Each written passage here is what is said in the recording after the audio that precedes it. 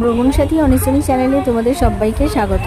আজকে আমরা চলে গেছিলাম সোদপুর এক্সপো মেলাতে, যেটা শুরু হয়েছে 3 মে থেকে এবং মেলাটা চলবে আপ টু 28 মে অবধি। এখানে শুধু মেলা নয়, মেলার সাথে সাথে রয়েছে সাংস্কৃতিক অনুষ্ঠান এবং বহু সেলিব্রিটি আর্টিস্ট যারা এখানে গান করতে আসছে।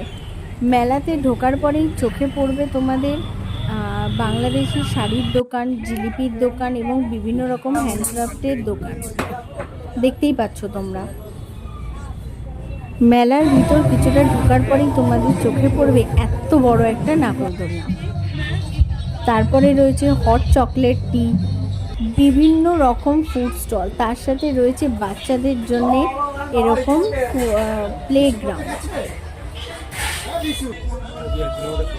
এখনো অবধি সব দোকান বসে উঠতে পারিনি, কিন্তু আমরা পৌঁছে গেছি মেলায়।